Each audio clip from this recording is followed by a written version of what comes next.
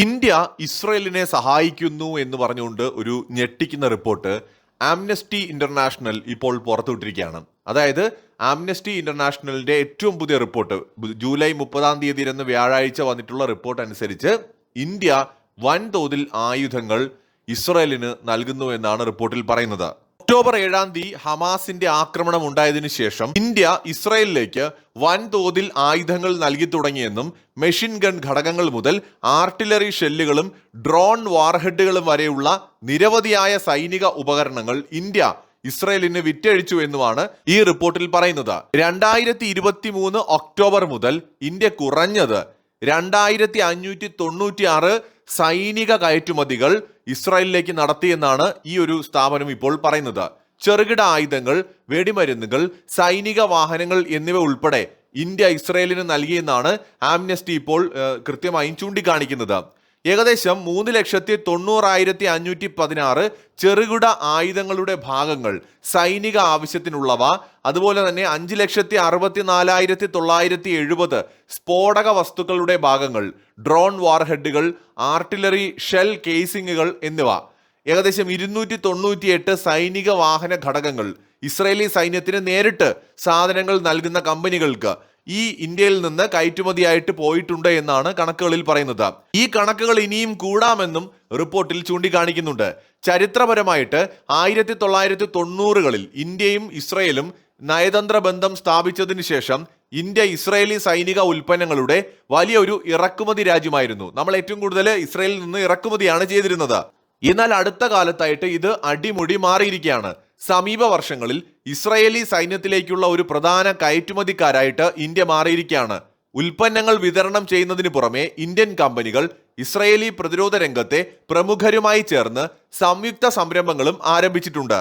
2016 സ്ഥാപിതമായ ഇന്ത്യയിൽ ഡ്രോണുകൾ നിർമ്മിക്കുന്ന Adani Elbit advanced systems India limited ഇതിനൊരു ഉദാഹരണമാണ്.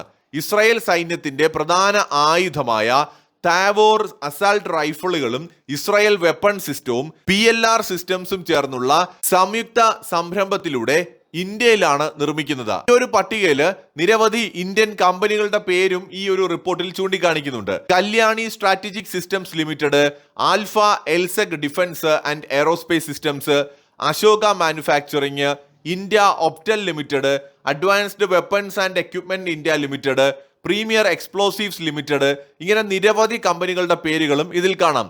ഈ കമ്പനികൾ മെഷീൻ ഗൺ ഫീഡിംഗ് ട്രേകള്, ബോൾട്ട് കാരിയറുകള്, ഓട്ടോമാറ്റിക് സീറുകള്, ആർട്ടിലറി ഷെല്ലുകള്, ഡ്രോൺ വാർഹെഡുകൾ, സെൻസറുകൾ, മോർട്ടാർ ലോഞ്ചറുകൾ എന്നിവയടക്കം നിരവധി ഉപകരണങ്ങളാണ് ഇസ്രയേലിന് നൽകിയിട്ടുള്ളത്. എന്നാൽ ഈ കാര്യങ്ങൾ ഇന്ത്യ ഔദ്യോഗികമായിട്ട് അംഗീകരിക്കുകയോ സമ്മതിക്കുകയോ ചെയ്തിട്ടില്ല. ഒരു കാര്യം എന്തായാലും വ്യക്തമാണ്, ഒരു കാലത്ത് ഇന്ത്യയെ ഇസ്രായേൽ സഹായിച്ചിട്ടുണ്ട് എങ്കിൽ ഇന്ന് ഇസ്രായേലിനെ ഇന്ത്യ സഹായിക്കുകയാണ്. ഇസ്രായേലിനെ സംബന്ധിച്ചിടത്തോളം വളരെയധികം വെല്ലുവിളികൾ നേരിടുന്ന ഒരു രാജ്യമാണ്. ഇസ്രായേലിന് ചുറ്റും ശത്രുക്കളായിരുന്ന ഒരു സമയത്ത് ലബനൻ വഴിയുള്ള ആക്രമണങ്ങൾ, യമൻ വഴിയുള്ള ആക്രമണങ്ങൾ, ഇറാന്റെ ആക്രമണങ്ങൾ, ഹമാസിന്റെ ആക്രമണങ്ങൾ, അങ്ങനെ വലിയ തോതിലുള്ള ഭീഷണികൾ ഇസ്രായേൽ നേരിട്ടിരുന്നു. അവർക്ക് അവരുടെ രാജ്യത്തിനെ സംരക്ഷിക്കാൻ ആവശ്യമായ ആയുധങ്ങളും പണവും ഒക്കെ നൽകി കൂടെ നിന്നിരുന്നത് അമേരിക്കയാണ്. എന്നാൽ അമേരിക്കൻ ആയുധങ്ങൾ കൊണ്ട് മാത്രം കാര്യങ്ങൾ നടക്കില്ല എന്ന് ഇസ്രയേലിന് അറിയാം. പ്രത്യേകിച്ച് 4 ഭാഗത്തു നിന്നും ആക്രമണങ്ങൾ ഉണ്ടാവുന്ന സമയത്ത് ഇസ്രയേലിന് അതിനെ നേരിടുക എന്ന് പറയുന്നത് അത്ര എളുപ്പമല്ല. അവിടെയാണ് ഇന്ത്യയുമായിട്ടുള്ള പങ്കാളിത്തത്തെ അവർ വളരെ ഗൗരവത്തോടെ കാണുന്നത്. ഞങ്ങൾക്ക് അമേരിക്ക മാത്രമല്ല ഇന്ത്യ കൂടി ഉണ്ട് എന്ന് നെതന്യാഹു പറഞ്ഞത് വെറുതെയല്ല. കാരണം ഇസ്രയേലിനൊരു ആപത്ത് വന്നപ്പോൾ ഇന്ത്യ അവരെ സഹായിച്ചു എന്ന് വേണം കരുതാൻ. അങ്ങനെ ചെയ്യുന്നതിൽ നമുക്ക് തെറ്റില്ല. വേണമെങ്കിൽ ഇസ്രായേൽ ഈ ആയുധങ്ങൾ ഹമാസിനെതിരെ ഉപയോഗിക്കുമ്പോൾ പലസ്തീനിൽ സാധാരണക്കാർ കൊല്ലപ്പെടുന്നില്ലേ എന്ന ഒരു ചോദ്യം നിലനിൽക്കുന്നുണ്ട്. അത് ഈ ആംനസ്റ്റി റിപ്പോർട്ടിലും ചൂണ്ടിക്കാണിക്കുന്നുണ്ട് കേട്ടോ. നമുക്കത് പൂർണ്ണമായിട്ട് നിഷേധിക്കാനൊന്നും കഴിയില്ല, അങ്ങനെ ഒരു യാഥാർത്ഥ്യമുണ്ട്. പക്ഷെ ഇവിടെ പലസ്തീനിലെ ജനങ്ങൾ കൊല്ലപ്പെടണം എന്ന ഉദ്ദേശത്തോടെ ഇന്ത്യ ഒരായുധവും ഇസ്രായേലിന് നൽകുന്നില്ല. മറിച്ച് നമ്മൾ ചെയ്യുന്നത് നമ്മുടെ ഉത്തരവാദിത്വം മാത്രമാണ്. ഇവിടെ ന്യായവും ധർമ്മവും ഒക്കെ സാഹചര്യത്തിനനുസരിച്ച് മാറുമെന്നല്ലാതെ മറ്റൊന്നും പറയാനില്ല. കാരണം ഇസ്രായേൽ നമ്മളെ സഹായിച്ചിട്ടുണ്ട്. പാകിസ്ഥാനുമായിട്ട് നമ്മൾ യുദ്ധം ചെയ്ത സമയത്ത്, പ്രത്യേകിച്ച് കാർഗിൽ യുദ്ധ സമയത്തടക്കം ഇസ്രായേൽ നമ്മളെ സഹായിച്ചിട്ടുണ്ട്. നമ്മുടെ രാജ്യസുരക്ഷയ്ക്ക് ആവശ്യമായിട്ടുള്ള പല ആയുധങ്ങളും നമ്മൾ ഇസ്രായേലിൽ നിന്ന് വാങ്ങിയിട്ടുണ്ട്. ഇപ്പോഴും സംയുക്തമായിട്ട് ചില ആയുധങ്ങൾ നിർമ്മിക്കുന്നുണ്ട്. ബരാക് 8 പോലെയുള്ള മിസൈലുകൾ നമ്മൾ ഇസ്രായേലുമായി ചേർന്ന് നിർമ്മിക്കുന്നവയാണ്. നമ്മുടെ രാജ്യത്തിന്റെ സുരക്ഷയ്ക്ക് എക്കാലവും നമ്മളെ കൂടെ നിന്നിട്ടുള്ള ഒരു രാജ്യമാണ് ഇസ്രായേൽ. നമുക്കൊരു പ്രശ്നം വന്നപ്പോൾ അവർ നമ്മളെ സഹായിച്ചു.